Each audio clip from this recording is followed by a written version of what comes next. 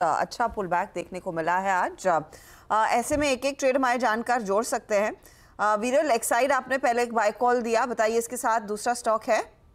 Second stock मेरा trend पे रहेगा। देखिए तो हमें काफी दिनों का कंसोलिडेशन को आज ब्रेकआउट देखने मिला है। वॉल्यूम्स भी अच्छे खासे हो रहे हैं। लग रहा है यहाँ से न्यू हाइस और बना सकता है। तो ये लेवल्स पे मैं बाय करना चाहूंगा। नीचे में स्टॉप लॉस अराउंड 4400 का रहेगा और मीडियम टर्म के लिए टारगेट अराउंड 5800 के रहेंगे।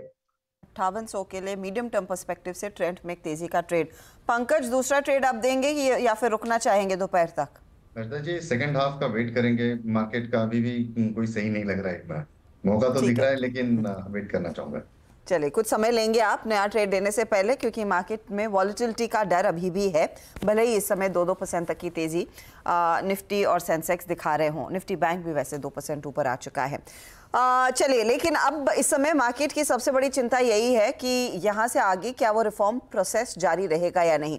ब्रेक से पहले आपने सुना कैसे जेडीयू कह रहा है कि एक कॉमन मिनिमम प्रोग्राम बनना चाहिए, उस पर अब बातचीत शुरू होने लगेगी।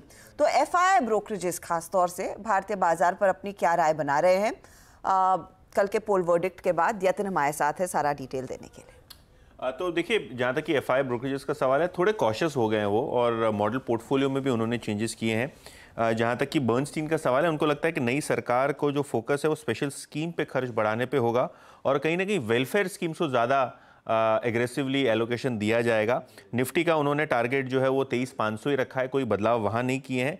इनफैक्ट इनको लगता है कि बाजार में अब 8 से 9% के आसपास का ही आपको रिटर्न आता हुआ दिखाई पड़ेगा, क्योंकि वैल्यूएशन थोड़े स्ट्रेच्ड हैं।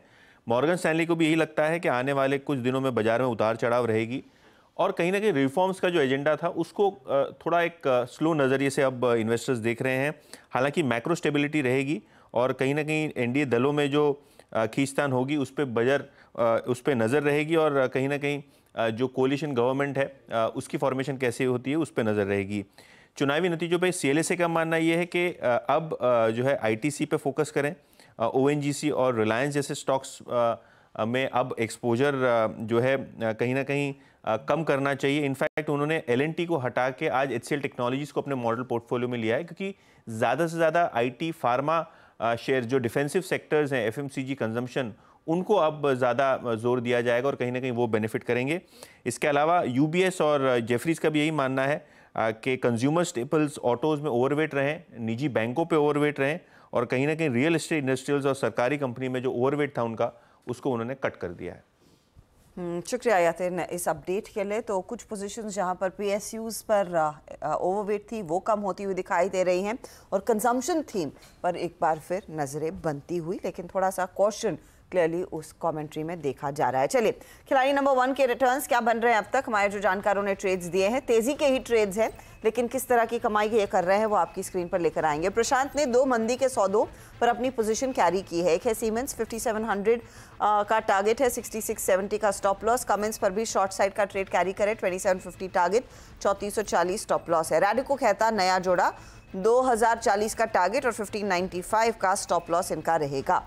रिटर्न्स के सिचुएशन पर देखेंगे तो कमेंस इनको 2% जोड़कर दे रहा है, ये टॉप परफॉर्मर है।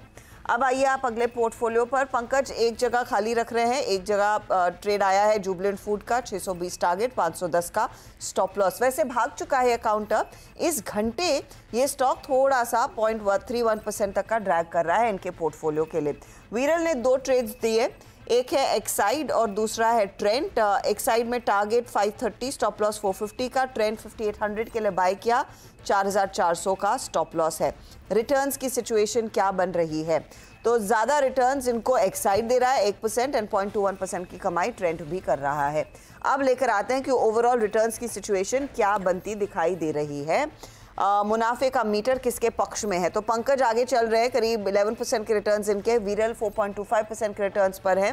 प्रशांत अब करीब -2.53% के रिटर्न्स पर बैठे हैं। ये है अब तक की स्थिति, लेकिन देखिए 3 दिन और बाकी हैं, आज, कल और परसों ट्रेड्स और शानदार ज़रूर आएंगे। इस वॉलेटिलिटी से जूझने के मौके भी हमारे जानकार आपको आइडेंटिफाई करके देंगे। चले लेंगे एक ब्रेक। ब्रेक में जाते जाते कोटक महिंद्रा बैंक 4% ऊपर, कोटक जनरल में ज्यूरिक इंश्योरेंस, ज्यूरिक 70% हिस्सा खरीद सकता है। ये एक अपडेट आता हुआ कंपनी की तरफ से, तो वो भी स्टॉक आप रेडार पर रखिएगा। गुड लक जेंटलमैन, कोई भी बदलाव होगा तो उसकी इन्फॉर्मेशन हमें ज़रूर दीजिए। हम 1 बजे मिड कैप मंत्र में वो रिकैप आपके लिए लेकर आएंगे और जो भी चेंज होगा हमारे जानकारों के पोर्टफोलियो में उसका जायजा आप हमारे सोशल मीडिया हैंडल्स पर भी ले सकते हैं। चले लेंगे एक ब्रेक। 22,331 पर निफ्टी को छोड़ जाएंगे और निफ्टी बैंक भी लगभग 900 पॉइंट ऊपर 2% के गेंस पर है।